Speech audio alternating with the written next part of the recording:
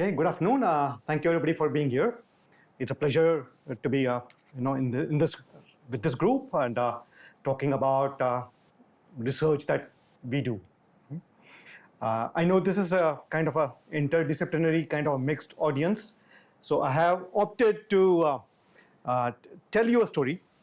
I'm not going to go deep into math. I'm not going to go deep into how we do some of the stuff. All I want to tell you is what is this and why is this important, right? So this is a story of a person. Obviously, stories like this don't come by effort of any single individual. I have a whole bunch of partners that we work with, a bunch of funding agencies which have supported our work over the years, and various companies that we have had a pleasure to work with. So this is a story of this person here. I don't know if any of you recognize him. Obviously, he's perhaps a few generations before many of the people in this audience. But I think the story that we want to talk about today really begins out here. Okay? We're talking about AI. Obviously, this is the AI community. Alberta Machine Learning Intelligence community. So the reason I picked this is, in a sense, this is the beginning of use of computers in industry. Okay, we are fortunate that moment when computers started becoming used, in this example, in a chemical industry, is kind of well documented. Documented enough that is a documentary. And I'm going to take a few minutes just to show you a bit of the documentary. If you're interested, I will give you a link to the entire documentary, but unfortunately, it's not widely available. It's not on YouTube. It's not on places where you would normally search. So I thought I'll just give you a gist of what this guy's job used to be back in the 60s, and then we'll use that as the baseline to decide what are we doing, why we should be doing what we are doing, and why we should be doing something more. So bear with me while I get the video going.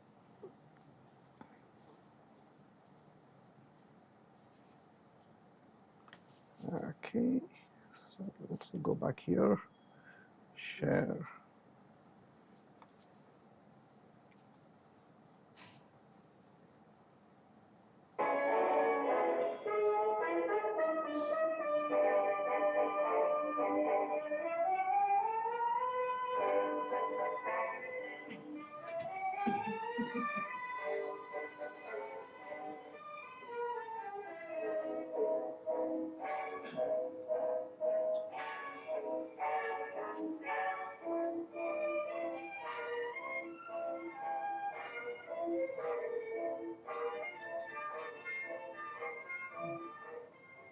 Supply high-quality gasoline in the growing quantity required today.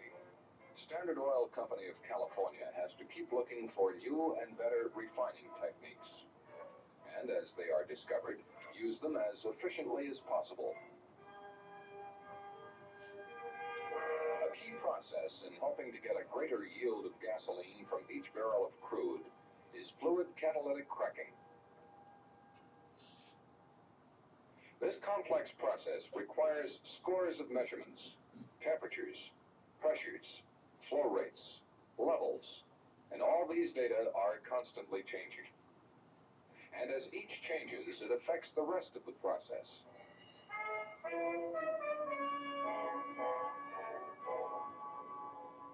Keeping all this in balance is the job of the process control operators. They could use a better tool, and management took action. California Research Corporation, a subsidiary of Standard Oil Company of California, was investigating new ways, including computer application, to improve the process and give the operators fuller control.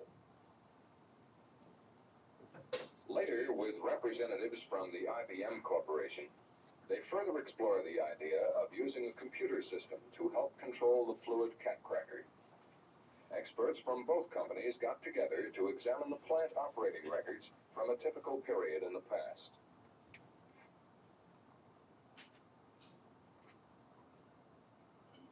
They found enough variation in the cat cracker's production output to make it economically worthwhile to find out if those past records could have been better with a computer control system.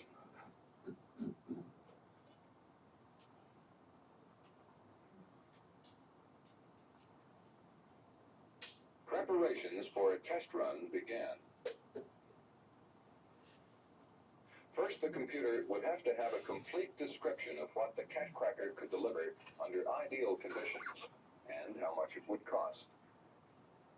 Next, the computer had to know everything that went on in the cat cracker, all conditions of temperature, pressure, feed quality, flows, levels, and how they related to each other. The computer also had to know the plant limits, like the top speed of a compressor involved in the process. All this information, along with the plant's past records, was transferred to punched cards and fed into the computer.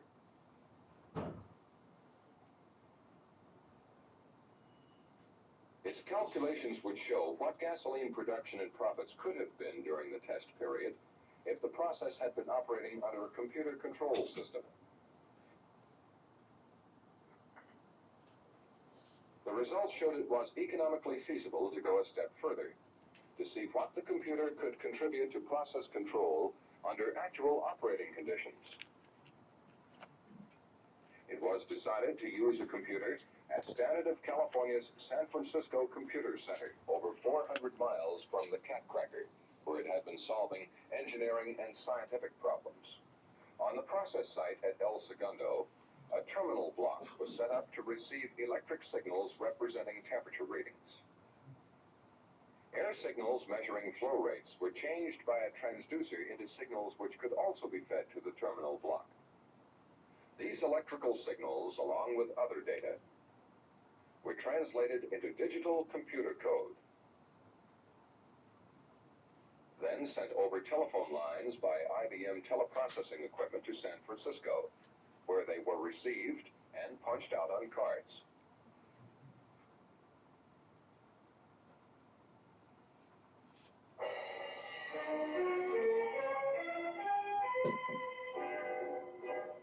The computer evaluated all the data it received and made control recommendations, which were transmitted back to El Segundo.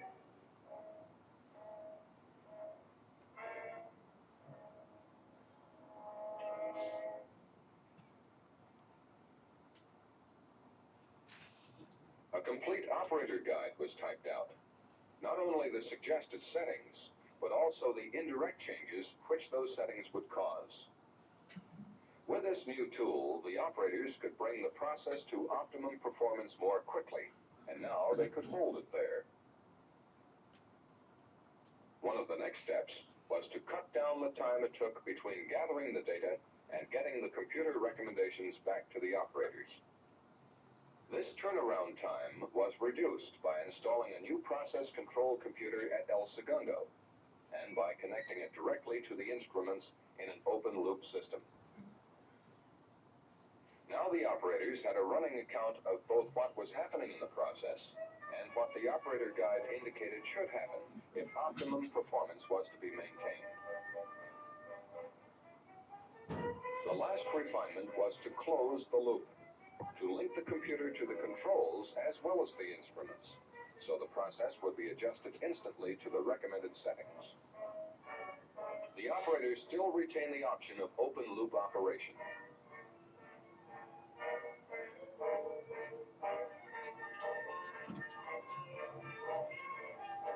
But in practice, the operators find they can do a better job by closing the loop.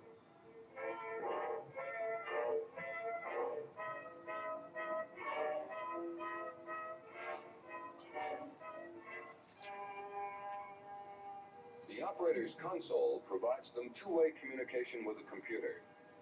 Their requests bring fast replies, and any data they feed in is quickly confirmed on their console typewriter. The computer control system also helps the operators keep records for process analysis. Every 6 minutes, their data log typewriter gives them a record of selected readings for instant reference.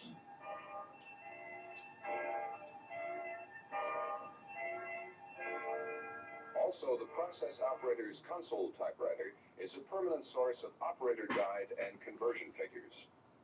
The two typewriters do their jobs during both open and closed loop operation.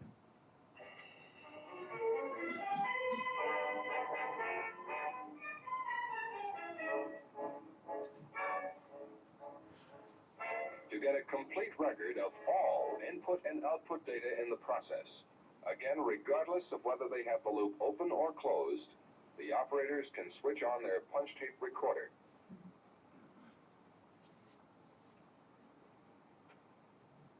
Today, the closed-loop computer control system is giving process control operators a tighter rein on the fluid cat cracking process than ever before, helping them improve quality in gasoline and other byproducts at a lower unit cost while meeting optimized production quotas.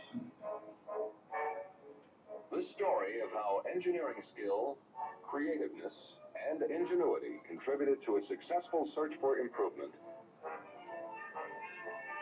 is just one of the reasons why the standard sign remains the sign of progress and of leadership in the petroleum industry.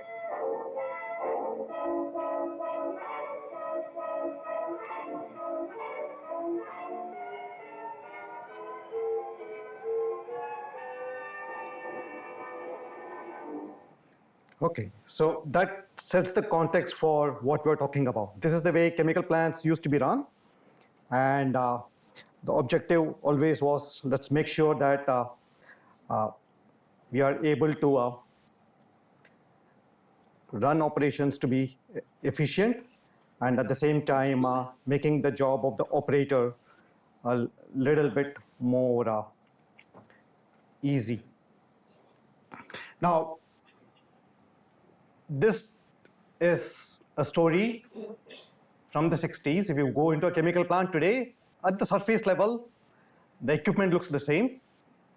The control room has absolutely no resemblance, and I will show you some pictures of how a chemical plant looks from the inside today.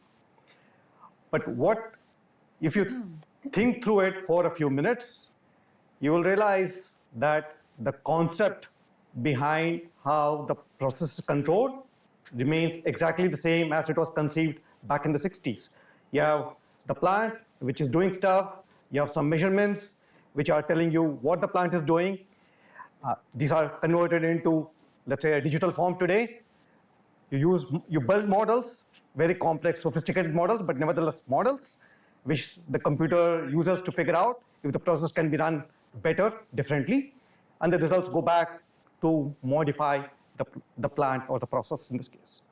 This loop is exactly the same. And as was evident, perhaps not explicitly stated here, the ultimate responsibility of making sure that the plant runs properly is this chap over here. Okay?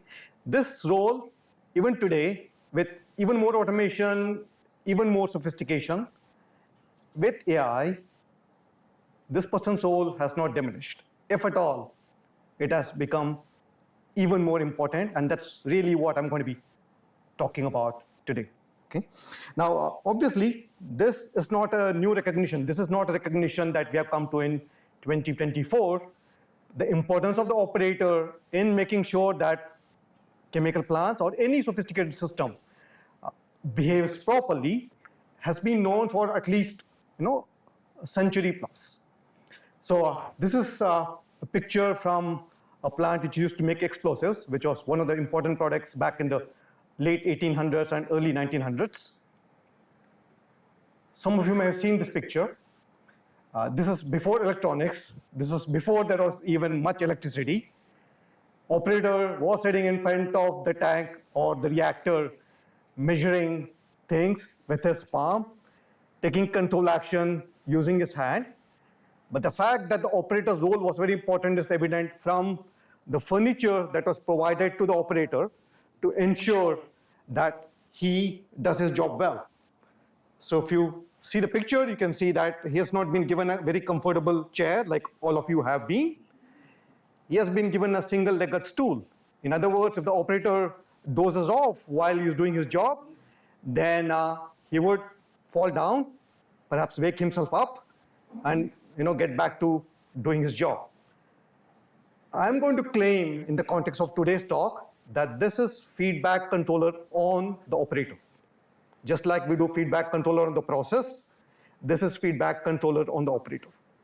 And I'm going to talk about why this is important and how this can be done somewhat better today using AI.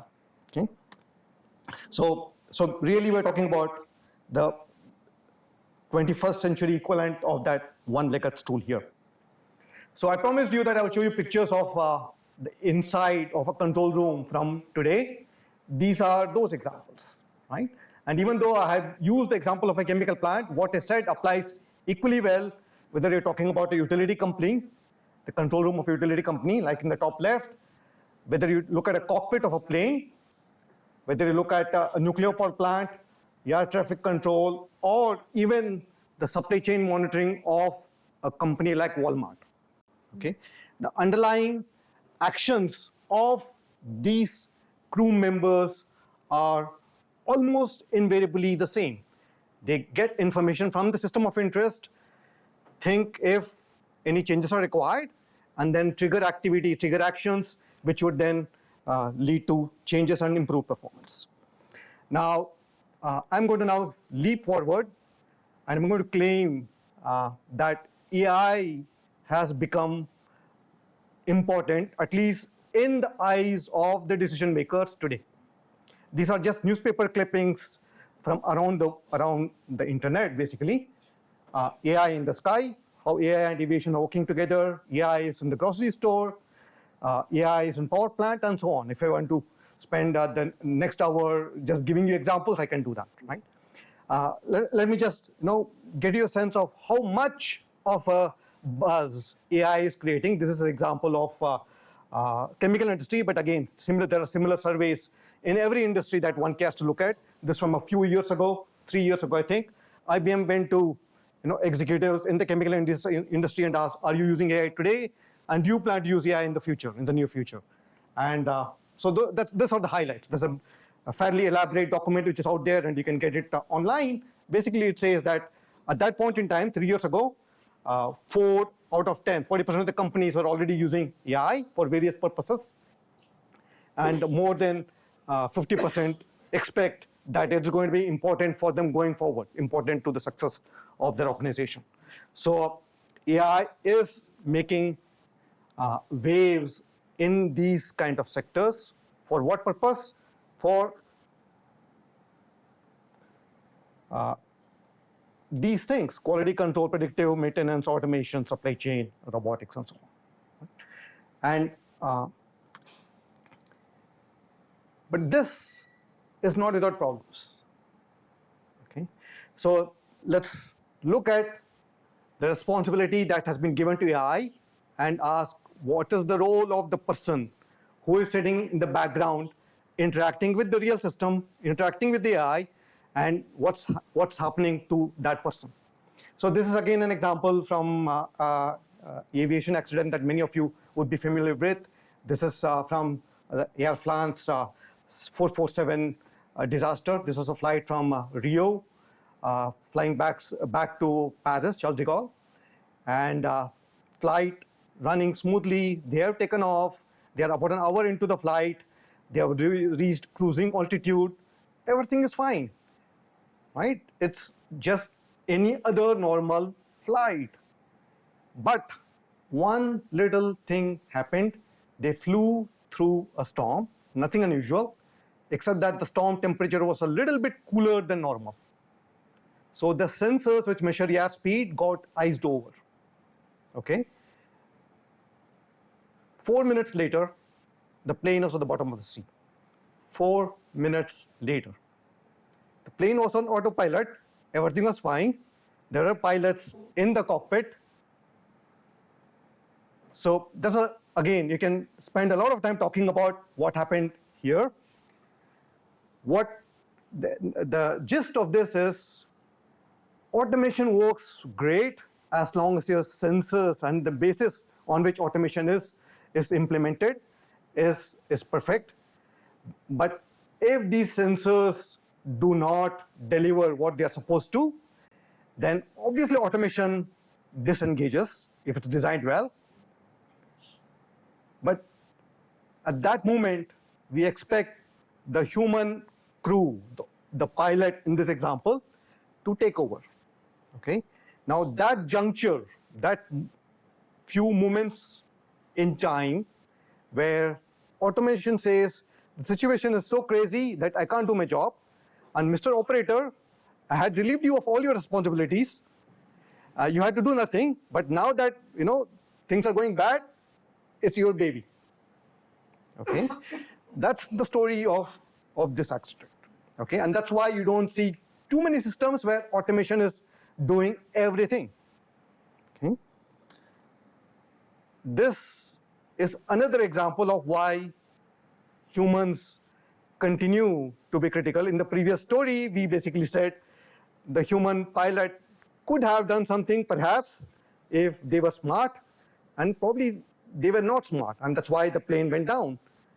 This is an example of the opposite situation where I'm sure many of you have seen this movie, Sully. Again, something really abnormal happens. The plane takes off. Both the engines of the plane are lost because flock of geese get into the engine. Obviously, airline engines are vegetarian, just like me. They don't like to eat poultry, and so the pilots had minutes, perhaps 2 minutes or so, to decide what they should do in this situation. They have not been trained for this, right? So they have to come up on the spot with some innovative strategies, do a risk analysis. And in this particular case, like the movie brings out very well, the pilots did something that was totally counterintuitive. But at the end of the day, when they landed the plane in the river, they could save everybody and everybody could go back home. Okay? Imagine that the decision was a different one, and then people would have been lost. Okay? So the fact that automation can fail is known to everybody. Humans can also fail, or humans may do something stupid but really worthwhile. Okay? This is something that we are now starting to see in many other domains, including driving. Right? So in driving, there is this sense that you may have different levels of automation.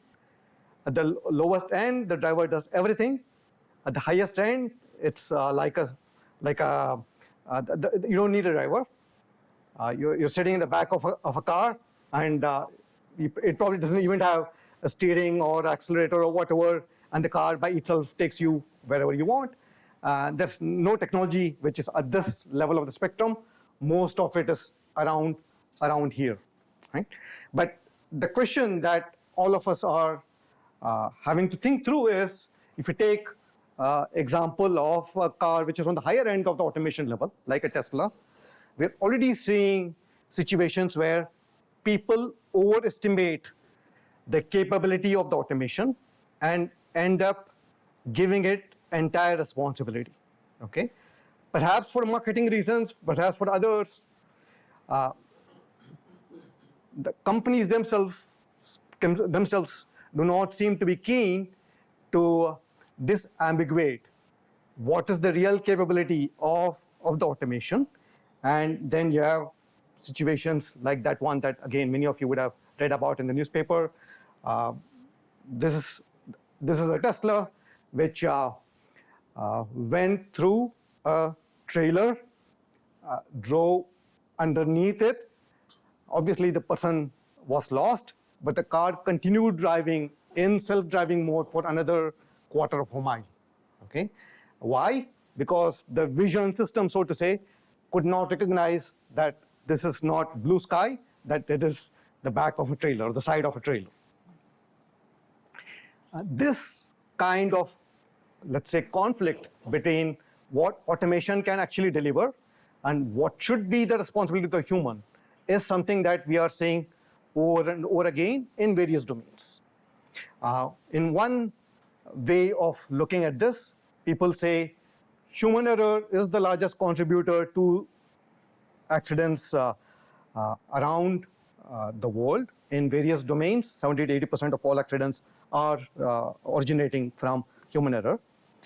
Another way of saying is that the operator is leaving money on the table, and we want to remove that variability by automation. But what I have, through these examples, hope to have conveyed to you is that that is a paradox to automation. The paradox is that the more efficient the automated system is, most of the time, we as normal humans assume that the responsibility of the crew is less and less. But as people do less and less, their ability to take over when something is required degrades with time. If you don't use it, you lose it. And we are also making the system so unstable, let's say, or less resilient, that the human gets very little notice to take on a task which is extremely complicated. Okay. So, like I said, people have been talking about removing the human in the loop in every context that one sees around the world, be it self-driving cars, robotic manufacturing, or a dark lights-out factory. And now what we are starting to see is that accidents happen not because of human error, but this transition from the human to the automation. Okay. So, but remember that according to law, according to the design, the human is supposed to be the final arbiter. Okay. So this leads to really what we are talking about here.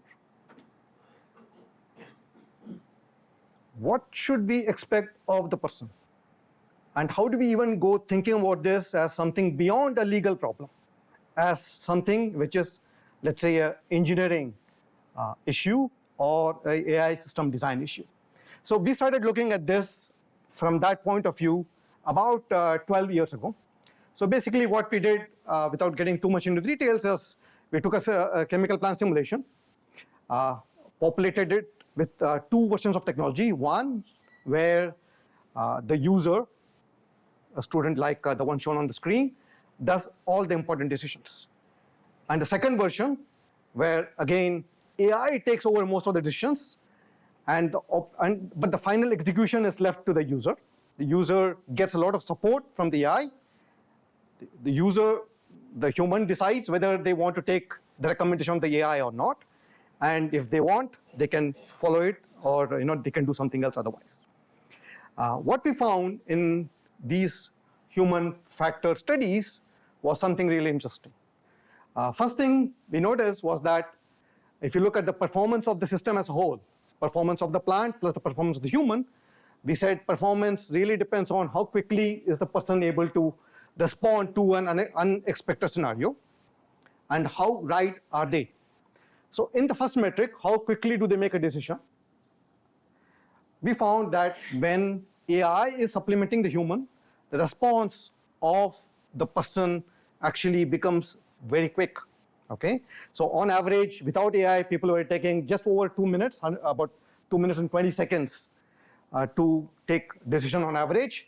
With AI, they were doing it 20 seconds earlier, meaning that's a fairly significant, statistically significant improvement in the speed of response, okay? Which by one measure would mean that the system is running at better capacity for longer periods.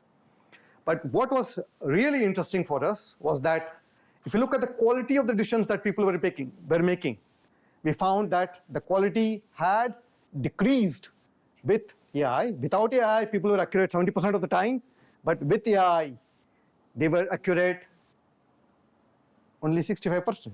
So their performance had decreased when they were starting to use AI, okay? So, just a clarification question. So you really get a situation where the program is making standard actions. We're in this situation, the person came in. Is that the situation here, or is this just regular decisions being made? So the plant is running normally, something goes wrong, the human has to decide what is the root cause and then trigger a corrective action. The job of the human here is primarily to figure out of 5 different things which could go wrong, which of those 5 is the current one that has to be then the basis for all recovery actions. You have to also say, I know something's wrong right now, I'm going to override the computer, or is it just every few minutes of another, what I do now? So the human does not have to do anything every second, but when an abnormality happens, they have to decide which of those, so they know for a fact from the alarms that something is abnormal, but they have to figure out which of those 5 things should they be triggering. So one way of looking at this issue, why is the accuracy decreasing? Is it because the human doesn't know what the AI is doing, and therefore there is a conflict between the human and the AI? So we asked that question, we addressed that question by looking at some of the techniques that are now coming up, emerging in CS and AI around explainability. So where the idea is, given that many of the AI systems are black boxes, can we kind of make it a little bit open, right? Can I enable the user to understand why the AI is saying whatever it's saying, and understand why it's not saying something else and such? And that leads to some kind of a benefit. For those of you who are new to explainable AI, the basic idea is, if you have, let's say, a classification problem where you're trying to differentiate between a husky and a wolf, you probably have an AI which will give you the answer, but it also will tell you why does it think it is that, right? So that way, the human is aware that this is the basis for the AI's decision, and if the AI is making the decision based on something wrong, so if the AI is classifying this picture as a wolf, not because of anything in the wolf itself, but because of the environment, then the human knows that the AI is giving a wrong advice, and they can decide to disregard that advice, right?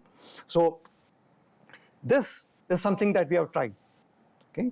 And the challenge here really is most of the explainability methods are from the computer science point of view, and our contribution or our attempt has been trying to translate it into language which is domain specific, which a chemical engineer or a technician in a chemical plant would be able to use, okay? And that helps to a certain level, okay? But the real finding from this effort, when we try to use explainable AI to this, is it is a lot more useful for the model developer who is building these models.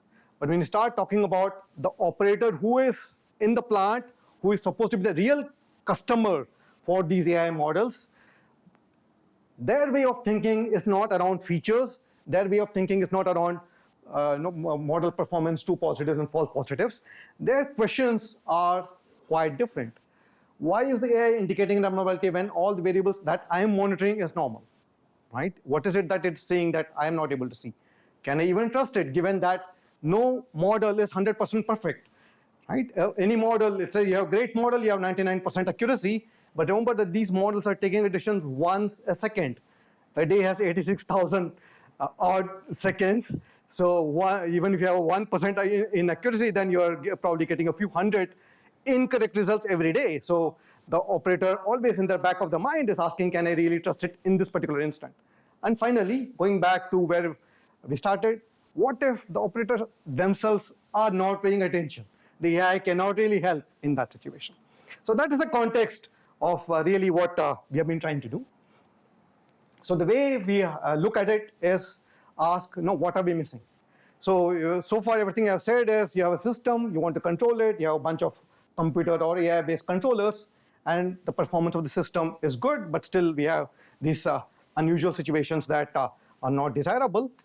What are we missing? We are missing the fact the system is not just the machines, not just the AI. The system is also our hero from the beginning of the story. The system does not take into account anything about the human, and therefore we would always suffer with this dichotomy between what really matters and what is being modeled. So in the last 10 years or so, we have been asking, how can we enable this person or people, the crew, who are in charge of running the plant, also to be taken care of while designing AI. So the way you need to do that, obviously, is by figuring out what can you quantify with respect to people. And again, based on developments in AI, on computer vision and such, one can very easily do things like eye tracking, where you measure where the person is looking at, measure the brain waves non-invasively, or many other sensors from the human body without too much complexity. So just taking an example, eye tracking is a technology where using cameras, you look at people, the camera picks up where the person is looking, how long the person is looking at that for, etc., etc. And this can be translated to data, which can then reveal various insights. For example, if a person is going through a piece of text very carefully, trying to understand, then their eye gaze patterns would indicate that they are spending ample time in each of the words. Okay. On the other hand, if the same person is just skimming the text, that will show up from the way that the eye gaze pattern evolves in time. Going back to the task that we have been talking about, eye gaze patterns out of the windshield when the driver is looking at the road can clearly tell whether the driver is paying attention, whether the person is driving subconsciously, primarily maybe because they have been driving this route every day for the last 6 years, because that's their commute from work to home or vice versa. Or this is the first time they are driving in a particular segment and they therefore are being very mindful of where they are driving. So it can reveal very clearly how much effort, mental effort is the driver using. It can also, if you flip it around, the same camera can be used to look at the driver, and you can figure out if the driver really is awake, is he paying attention to his phone or to the road, whether he is dozing off, tired, fatigued, etc. Okay? So this is something that we have been doing in our research, where we have been trying to, let's see how I can play this video. We have been developing custom eye trackers, which look at a control room operator non-invasively, and as the person does their magic on the computer screen, interacting with the processor and the control system, we can see where they are looking, as shown on the video on the top. We're continuously, in real time, tracking their eye gaze, and from that, you can figure out what is it that the person is doing, which part of the plant are they focused on, are they missing something? And if so, then that can trigger some subsequent activity.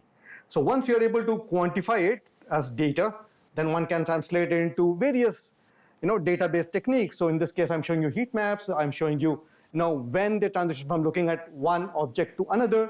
And this can then lead to various kinds of analysis. For instance, we found that people who are paying attention when something goes wrong, which in this experiment is induced at this moment in time, their attention immediately zooms on those 3 pieces of information in the computer screen, which have the context for that particular problem. And when the problem is resolved, then their attention goes back to a monitoring kind of a strategy where they're looking at all over the place. Okay? On the other hand, if the same task is given to a person who has no idea about that particular system, the eye gaze pattern immediately reveals that they have no way to even understand the problem, let alone solve it. This can again then be translated to metrics of various kinds. Here I show you some examples just as placeholders. So one can define entrophies, which are now numeric quantities that can be monitored by the AI. One identifies patterns in the eye gaze behavior. We found that you can classify then operators based on their eye gaze, both offline, so you give them activities and find out if they are behaving in a way that demonstrates that they are knowledgeable about the system and the dynamics, or they are behaving in a way that they have inaccurate mental model. In other words, they would make mistakes if something challenging pops up. Okay? This can then translate to classification of operators, and you can find out how many people are getting things done well because they know the system in and out, both during normal and abnormal operations. How many people get things right by chance and not because they really understand the intricate dynamics behind it. And you can also translate it to activities or insights which you can deploy in real time. For example, if the operator is surprised by something which happens in the plant, you can detect it based on some patterns that you can see in the eye gaze. The eye tracker also gives you measurements about the pupil size, and the pupil size obviously is extremely powerful indicator of the cognitive load or the amount of brain activity that the person is deploying at that moment, and that translates to, again, another set of sensors on the human. So for example, this pattern shows you that this person is deploying a lot of mental effort to understand a particular system, whereas the previous one is quite comfortable in doing the calculations which is required of him at that moment. Okay, I've given you some examples from eye tracking alone. In the interest of time, I will probably not go into the depth of many other techniques that are usable in this context, including EEG, where you do the same thing but with brain waves and with facial expression or galvanic skin response. What I want to what I've tried to convey to you over the last 45 minutes or so is to show that human behavior is important. Historically, we have kind of not worried about measuring anything about the human, but now measurements are possible. These measurements can be used for understanding the person.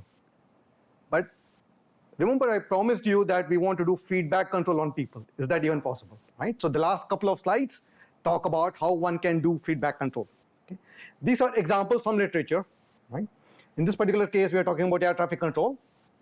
What they found was that they have problems with the air traffic controllers if you make everything automated, because then air traffic controllers, like any other crew, they start losing attention, they lose situational awarenesses, and over time they get de-skilling. So what this piece of research showed is that for any activity, if you can structure it so that you can have a low automation level and a high automation level. In a low automation level, the person has to do everything manually, applying their thought. You also have an equivalent, which is an AI version, let's say, where the AI can take over and do that task. Then think of feedback control on the person as you detect whether the person is paying attention. If they are, then allow things to be done in an automated fashion if the person is overloaded. And on the other hand, if the person is bored, they are not paying attention or starting to doze away, then you give them more and more tasks to be done in a manual fashion. Does this work? Does it help?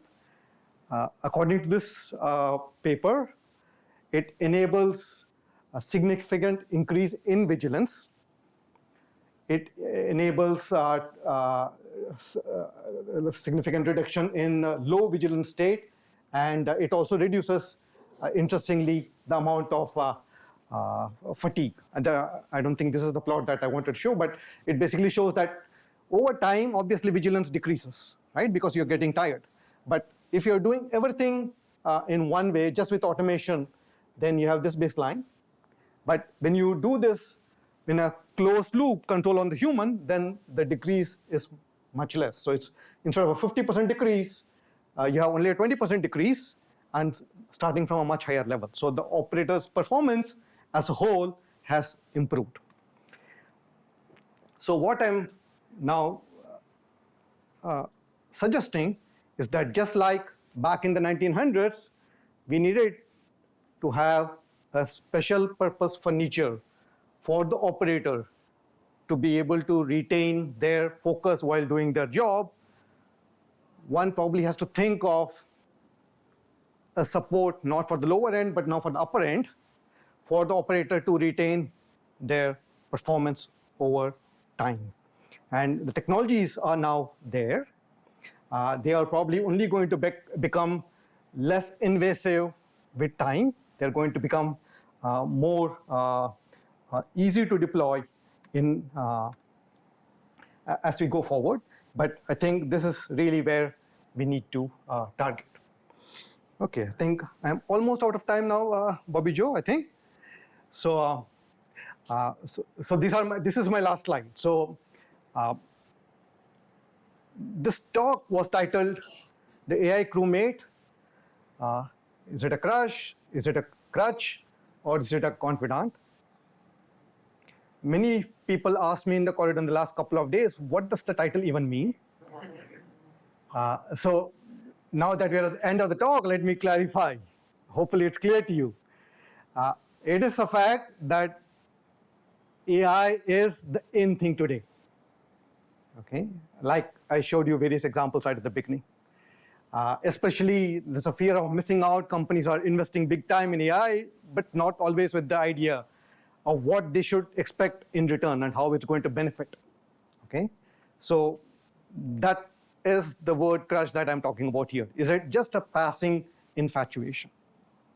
Okay, perhaps that is some of that. Many of the existing deployments of AI has been as a Crutch, where you assume that the person would blindly use the results from the AI without understanding if they can use it, when they can use it, and when they should not. And basically assuming that the in usage is fine. And what I hope that we are able to see at the end of today's discussion is that one needs to think of AI not just as a Crutch, but increasingly as something that works along with the crew, along with the operator, gives them support when there is a need, and steps away when they are causing harm. So with that, there are various things one can do in this domain. Obviously, the building blocks, I'm sure you've seen, are cyber-physical systems, brain computer interfaces, cognitive architectures, explainable AI, and so on. There are a whole bunch of use cases that come out of this concept. I have not delved into any one of these use cases in too much detail. We are working with various partners in these kinds of activities. But obviously, no discussion about human and data is complete without recognizing the fact that when you start collecting data, there's a huge sense of responsibility that has to come along with it, including how are you going to make sure that we respect the privacy of the individual, anonymity, and such. But there are standard answers to this, and these answers are getting better. So I'm quite hopeful that we can, in the near future, look at AI not only as a Crutch, but also as a Confidant. With that, thank you very much for your attention. Happy to take any questions. Thanks for the talk. Lots of things to think about. Thank you. You motivated in a situation where the program knows that there's a problem. The program says, it's a crisis, alarm bells. I'm sure there are situations where the program is screwing up but doesn't know it's screwing up. You want the person to take over at that point. Any comments about that? And also the other side of the person, when the program, human thinks they're screwing up and it really wasn't. Comments? Happens all the time in industry. We work with various collaborators, and so even though here I have kind of said that that is one human operator, in fact, in a control room there are multiple levels of operators. It's a person who is at the technician level, who does, let's call it, the hands-on menial things, and then there are lot more trained supervisors and engineers with a lot more experience who that may be a conflict of opinion even between these two, and then the AI or the decision support system has its own opinion. So that is basically a range of opinions, and at the end of the day, somebody has to take a call on what is the real situation and do something to fix it. The answer is? And the answer is that right now, the way industry is structured, the most senior guy takes the call. Eventually, that person is responsible, and his or her life is also on the line when things go wrong. So I think we have to design the system so that these lines of responsibility continue to hold. In the study you mentioned earlier, where you had the students responding to situations and showed improvements with the AI intervention, do you expect those results would be different if instead of students it was sending signals to experts? And how do you think they might be different? Yeah. So that study was done 14 years ago to begin with, right? And we didn't believe the results. We thought we messed up, right? So we did it a second time with a different set of people, different backgrounds. Numbers were somewhat different, but qualitatively it's exactly the same results. Then we said, let's be sure. We did a third time in our site, and then we went over to. So that was done in Singapore. We worked with colleagues in Malaysia, and then worked with colleagues in China. In all cases, eventually the qualitative differences were people were acting quicker, and people were acting with a lesser accuracy than when they were doing it manually. We have a sort of an understanding now based on various eye tracking and other work that you've done subsequently, and that is, it's like using Google Maps to go somewhere, right? So if you become comfortable with the results that you get with Google Maps, you start trusting it inherently without questioning it. Sometimes Google Map messes up, and in those situations, it would have been better if one had applied their mind to it. So it's the same kind of thinking that we are seeing here. So when you're taking action quicker, the situation has not evolved as much. If one had waited a few more minutes, the situation would have evolved a bit more, and more clarity would have come just because the systems are dynamic. So the delay has the upside of giving you some segregation among the classes, which leads to a better improvement. Okay. My view is that good automation is not the one that replaces the human being, but the one that enhances human professions. So that would be sort of the gist of what you're proposing. Right? Absolutely. Almost like an Iron Man suit, where you're still the human operator, you're still making the decisions, but they're enhanced through AI. That Enhance, respecting the fact that the human also has failure modes. So when the human fails, primarily, so I had some examples that I took out because of lack of time. If you're a driver, and this happens with long distance truck drivers particularly, they may be very, very tired at the end of whatever the legal limit is, 12 hours of driving, 10 hours of driving, but they want to get to a particular place so that they can halt for the night. They end up pushing themselves, knowing very well that their faculties are quite diminished. So do you want the human to have the final say in that, or do you want to enforce something, right? So it's not an easy call on how well you can make this melding of the human and the automation. And so I showed you some ways that we can make a start, but I don't think this is the final say in it. But what is clear to me is that you need to be able to sense something about the person, and you want to take that into account when you provide the feedback and the decision support and that, yeah. Sure. With the AI and human system working together, you had reported like the lower accuracy. So just back on that really quickly. Was it oftentimes that the student was just second guessing the AI, or was the AI giving a bad recommendation? Good question. So that could have been a confounding factor. So in our initial designs, not the studies that we did here, initial designs, we found that could be an issue. And what we did was basically make the AI as an oracle, meaning it always gives you a perfect result based on the information at that moment. As time evolves, then information changes and the result could be different. But at that moment, based on the signal that you have till that point, the result from the AI would have been perfect. So the AI will always give the correct scenario, but still wasn't. But there are always indications elsewhere that AI, if you think of it as a classification problem, I have a 44% likelihood that it's class A, and I have a 42% probability that I have class B. The way most AI algorithms work is you take the argmax, you basically say the 44% is the right one. If you waited long enough, then maybe the 42 would have gone up and the 44 could have come down. But because at that moment that information is not there, you end up going with that answer.